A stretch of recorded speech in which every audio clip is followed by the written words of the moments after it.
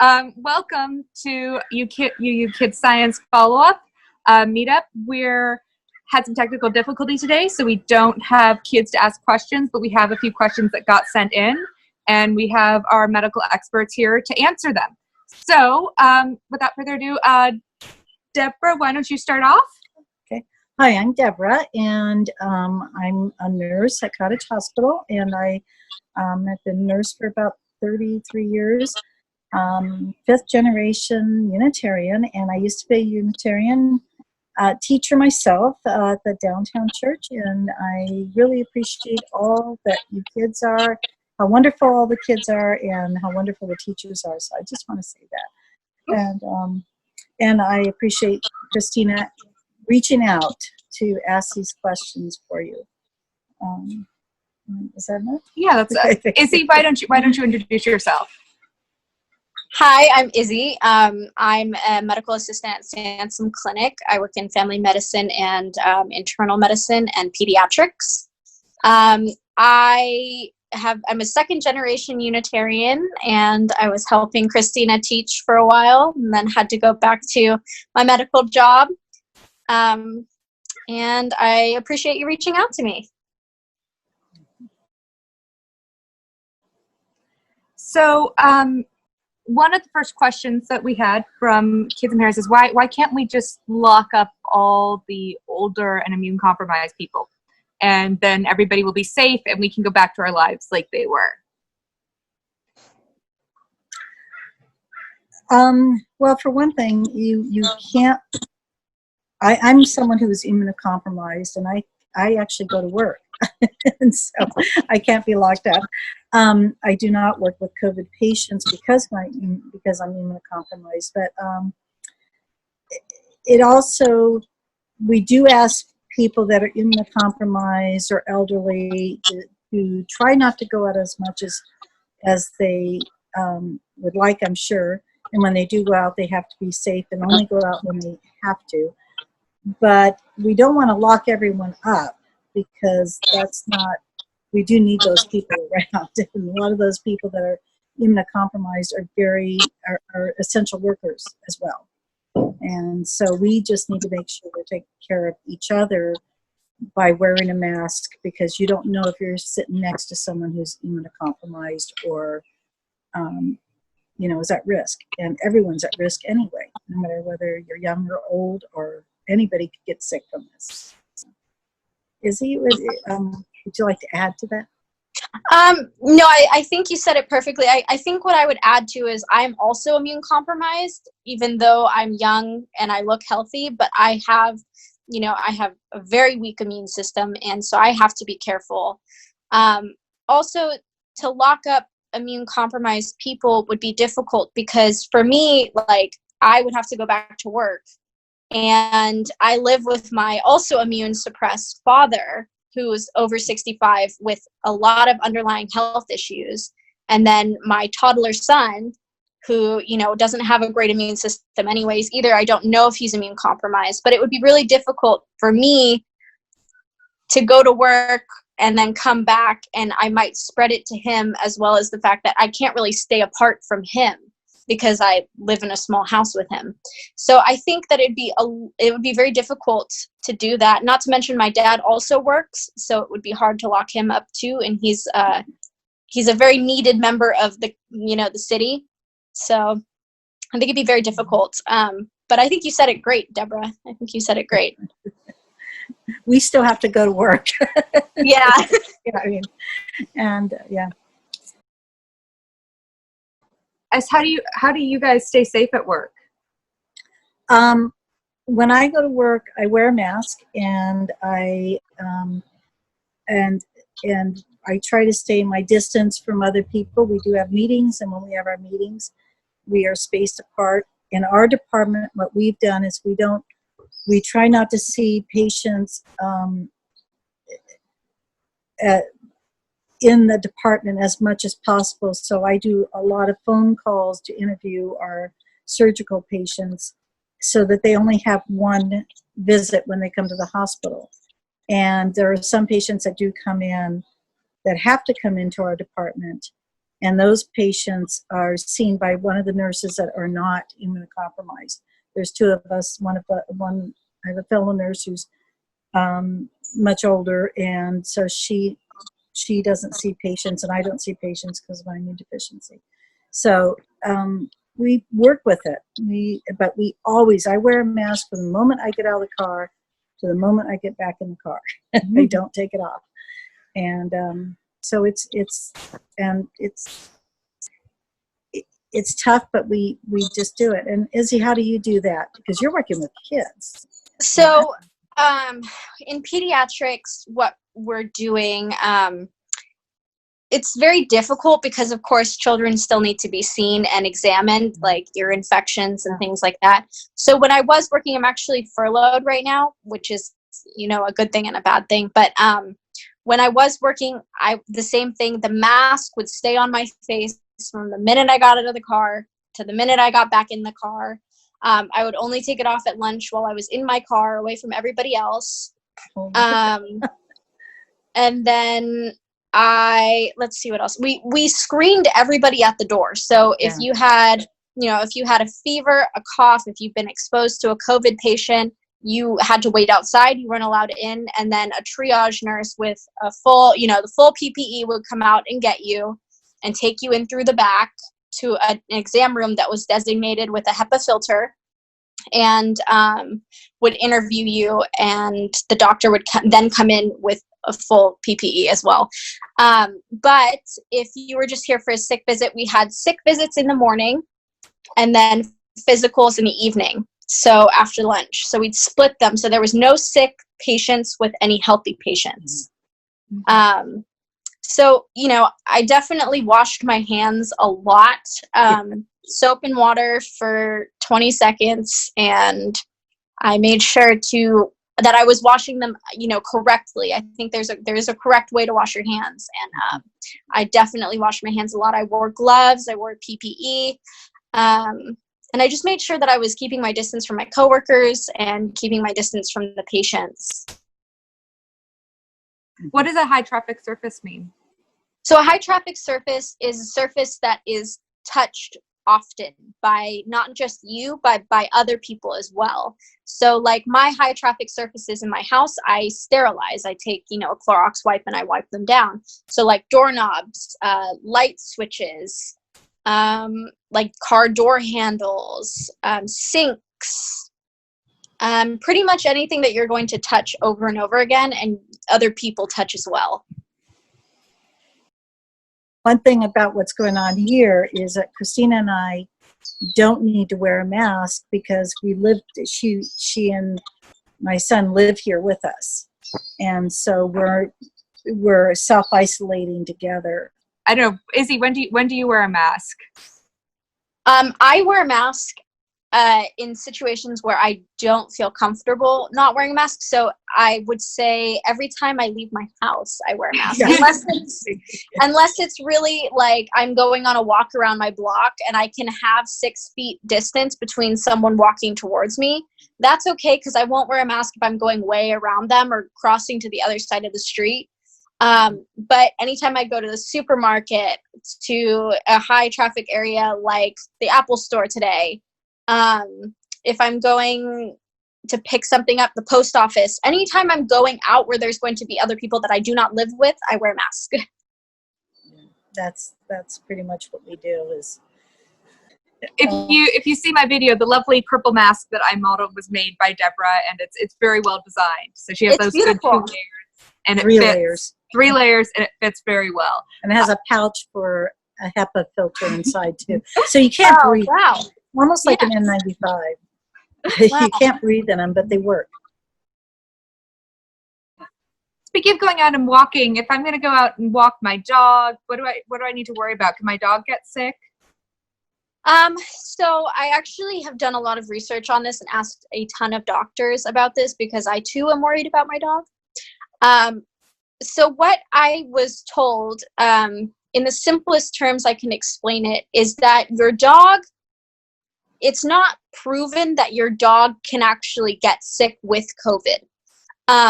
Your dog can transmit COVID, by if someone sneezes and the droplets get onto the dog, or if they sneeze into their hand and then they pet your dog, they can transmit the COVID through that route. However, so essentially they're a surface, but your dog cannot physically get sick with COVID. And if they could, some animals have gotten sick with it. They can't transmit it back to humans. Okay. So that's my understanding of it. So basically the precautions that you would take is you shouldn't let anybody touch your dog regardless, because if they're touching your dog, they're too close to you. So just keep your 6-foot rule with your dog too. You know, it's like you can be with your dog, but keep everyone else 6 feet away from you and your dog too. Which is hard in our neighborhood. We have a lot of dogs in the neighborhood. Okay. What are some tips you might have for people going back to school or going to summer camps? How do kids stay safe at school or summer camps, or when they have to go back and be around people they don't live with? I would say wear a mask all the time that you can, and wash your hands, wash your hands, wash your hands. It's probably one of the most important things to do as far as not spreading disease. And I follow all the instructions that your school asks you to do. Don't try to, the minute the teacher walks out, walks out of the room, which I know I've raised a few kids. You know, if you say don't touch each other, and the minute they walk out, you're going to want to touch each other, and don't do that, because it's not, your teachers are being worried about you, and that's why they're telling you to do all this stuff. Anything else? And you've got a toddler during this time. That must be a tough one. I would second washing your hands for sure and wearing a mask.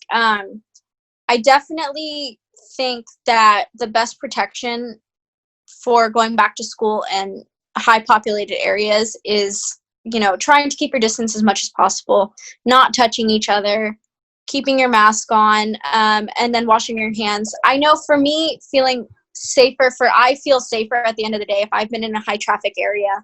I come home, I take all my clothes off in the garage. I go upstairs and I shower immediately, just in case it's all my clothes. I don't know, you know, my shoes come off at the door. They don't enter my house. Mm-hmm.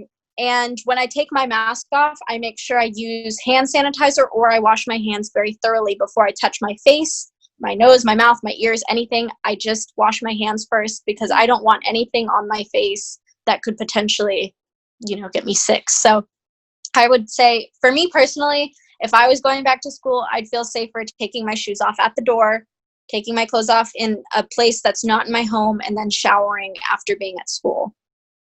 And that's a good point. And that's what we do. Every time I come home from work or anything, I shower, wash my hair, wash the machine.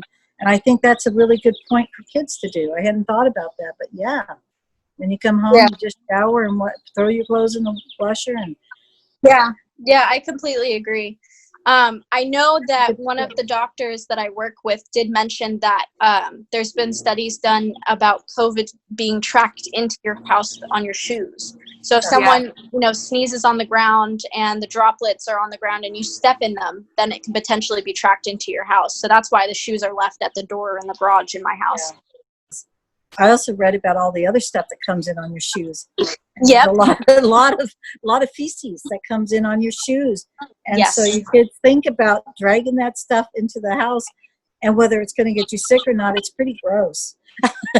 So, yeah, I mean, if this has gotten, you know, I have learned a lot about different germs that enter your house and why they enter your house. Yeah.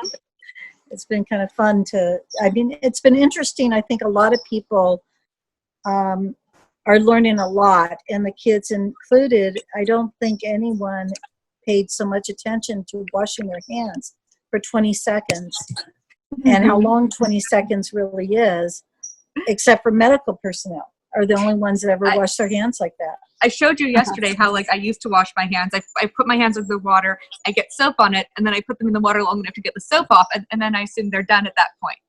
Yeah. Don't do that. You know, until I went to EMT school and then was trained on, bloodborne pathogens and all types of other infectious diseases and stuff through being an MA, I didn't wash my hands very well either. And I touched my face a lot. That's so hard. So it is very hard. Like, I know for me, when I'm wearing a mask, it gets itchy. What would you do then if it's just bothering you and you can't pay attention to it? How would you deal with that if you were in class? If I was in class and my mask was really, really itchy and I couldn't focus and I just had to scratch it, I would go to the bathroom and wash my hands very thoroughly, scratch my face, take a break from it if no one was around, and then put it back on and go back to class. So you don't want to touch the front of your mask, I know, and then touch anything else. You take it off from the sides until like this, if it goes over. Yeah. You don't want to touch the front because that's where stuff is landing. Is on the front of the mask. So, and then even when you're touching the sides, you wash your hands after you put it back on. For kids to remember, and I see this a lot, is people are wearing their mask, but they're wearing it under their nose, or they're wearing it on their chin, on their neck. And you really don't, that doesn't help anybody. And they do get annoying, but you do get used to it. After a while, your body gets used to, oh, I've got an itch on my nose, but I'm going to ignore it. And you do. It's an easy thing compared to what a lot of people have had to do in history when there's been really hard times in history, is wearing a mask and staying 6 feet away from people is actually a pretty easy thing. One person wrote on my husband's Facebook page, our grandparents went to war and we're complaining about staying home and watching TV and wearing masks when we go out. We have to put that in perspective. And so it's hard, but we can do this. and we can do it, and it won't be forever. There will be an end to it. One of the kids asked about how protesters are going out, and suddenly like people feel like safe, and people who like previously thought that COVID-19 was a real problem, suddenly we see them out on the streets in large groups. What is going on there, and what's the safest thing to do if you're going to go protest? If you're going, yeah, that's what I was about to say. And try to avoid, touching people and being very close to people. I know that's difficult in protest settings, but if you can, just try to be social distance as much as possible and wear a mask, and then wash your hands and take your clothes off when you get home. And if you can't wash your hands, a lot of times when you're in a protest, try to take some hand sanitizer with you. Everywhere you go, if you have some hand sanitizer, a little bit of alcohol wipes or anything like that, then take them with you and use them, because a lot of places you're not going to be able to go in, especially when things have been shut down. But you have to look at... Go in to wash your hands. Yeah, you can't go in and wash your hands a lot of times. So use a hand sanitizer, keep it on you. With the protests, there are two different kinds of societal issues going on. There's a COVID-19, which is a health issue in this country and in the world. And there's racism, which is a health issue in this country and around the world. And most of the protesters do have masks on. The ones that don't, I want to tell them to put their masks on. But I even made masks for my son and his friends up in Seattle for their big beards. That have elastic underneath and cover them completely. They look fantastic. They're just like a beard. There's a good, nice little beard pocket. That's amazing. It has, and then it's all closed with elastic and everything. But I feel like up in Seattle, as some of your kids may have heard, that's where this started, a lot of it. And so this being COVID-19, and they're also having a lot of protests up there. So we have to make sure that people are really, as much as possible, that they're masked, because some people can't take a mask. Some people can't put a mask on because they may have COPD or emphysema or something that when they put a mask on, it's really hard for them to breathe. You said that COVID-19 and systemic racism were separate issues. Is that? And I just wanted, like, there are definitely two issues that are happening right now, but like, we do know that the communities who have been most affected by COVID-19 are communities of color, and that's partially because of systemic racism. Like, there's long-term health problems in Black and brown communities, and a lot of that has to do with lack of access to healthy water, and people having to take like, racism causing people to have to take jobs that are more likely to put you into contact with people right now. I know, like, how many, you guys are nurses, I know there's a lot of nurses right now, like nurses and EMTs like Breonna Taylor, who are people of color and who are being affected by both of these issues. Have you noticed that among any of your colleagues? Oh, yeah. Yeah? Yeah. Yes. So with Sansom, we do have a lot of people of color working. I have a lot of people, a lot of colleagues that are people of color.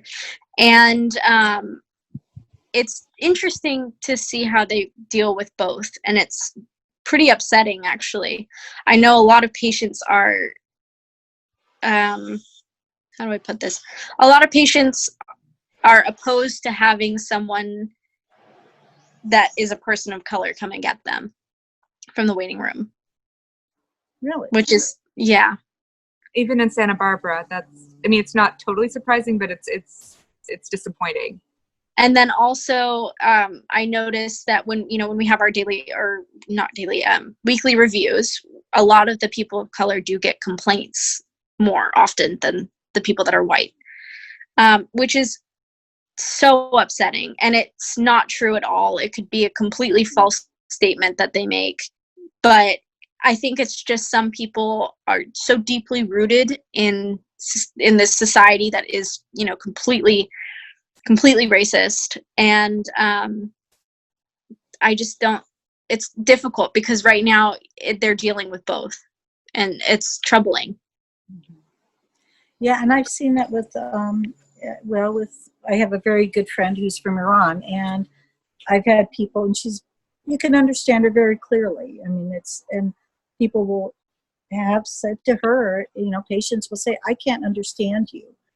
And, because she has an accent, Clearly. especially during 9/11, it was really tough because they would ask, where are you from? And she'd say, I'm from Iran. And that was it. We did have people that, and it's really tough to work with because you have to,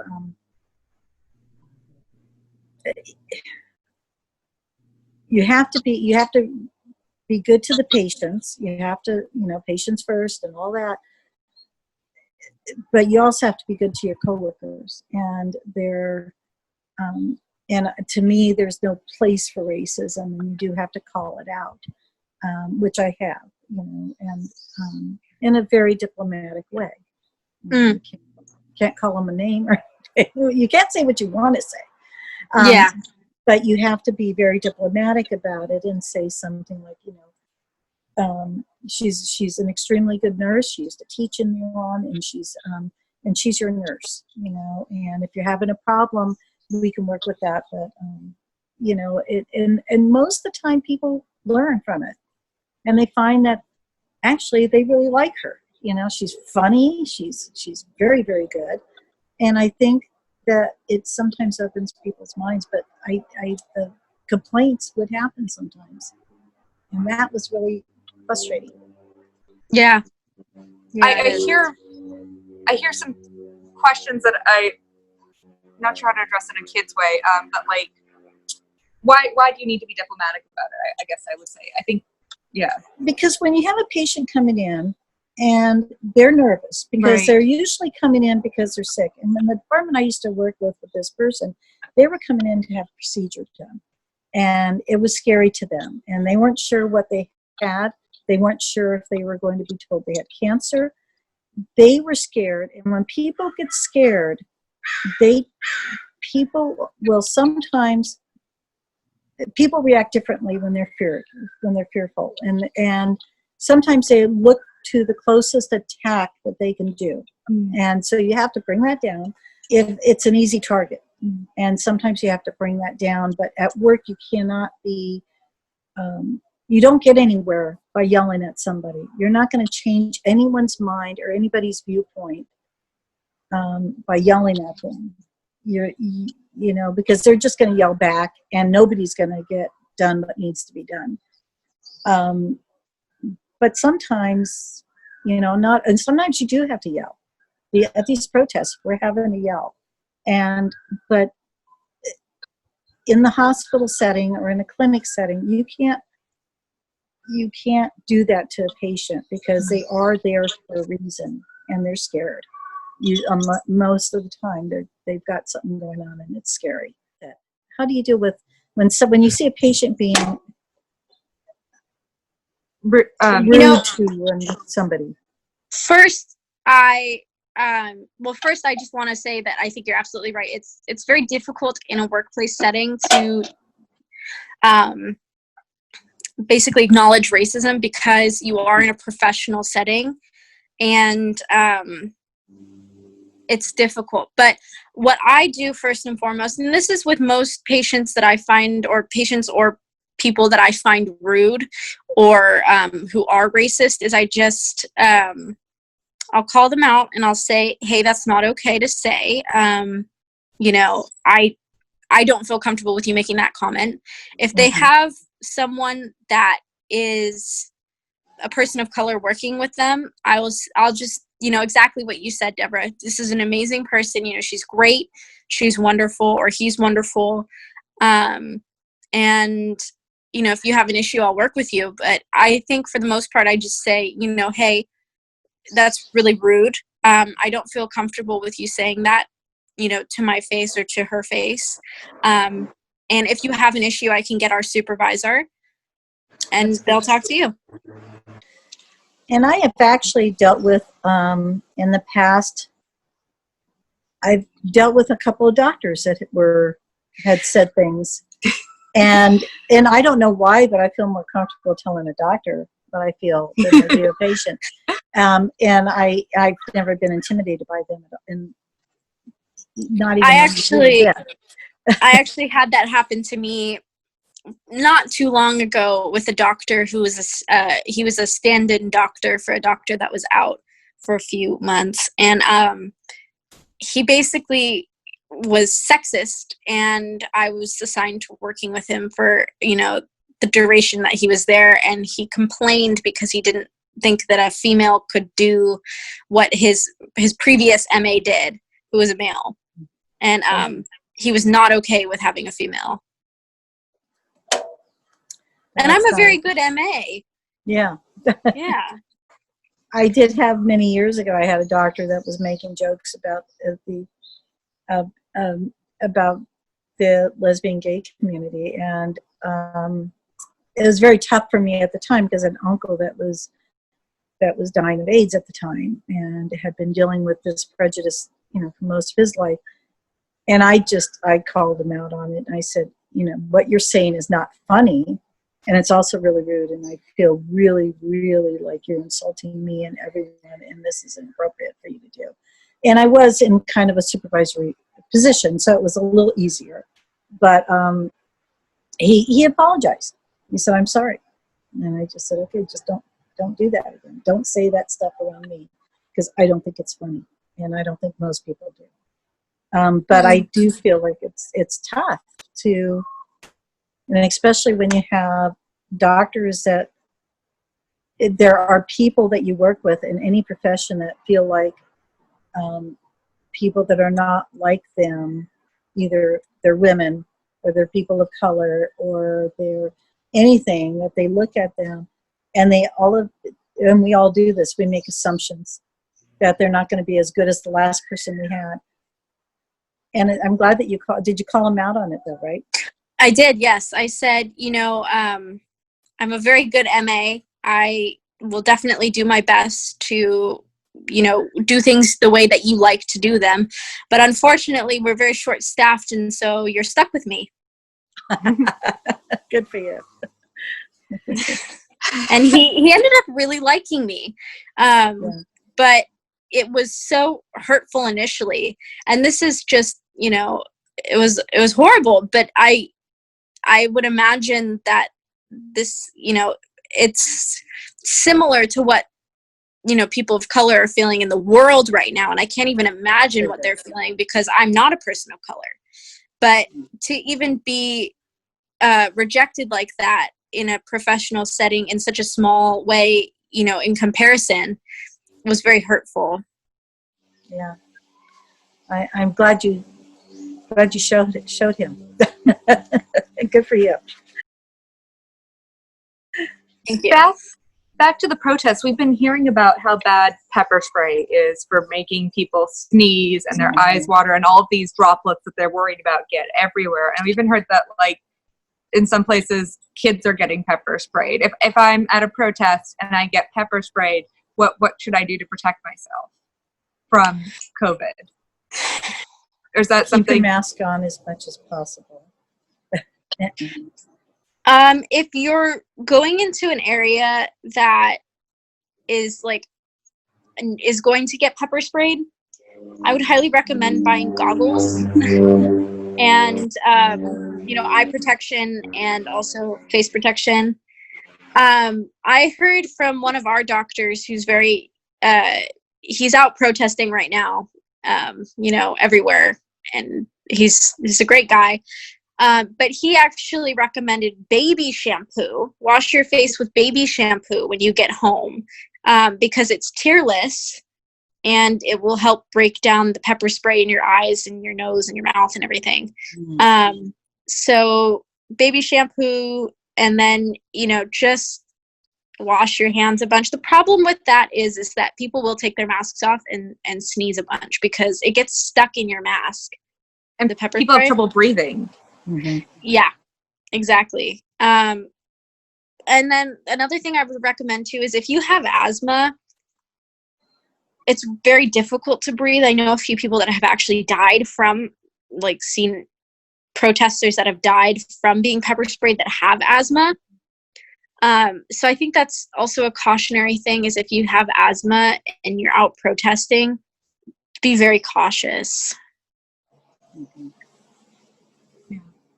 And unfortunately, we could say, if you think there's going to be pepper spray and you're a child, you should get out of there. But you don't. But the way the response has been for any of you kids that are out there, at any time this could happen in certain places.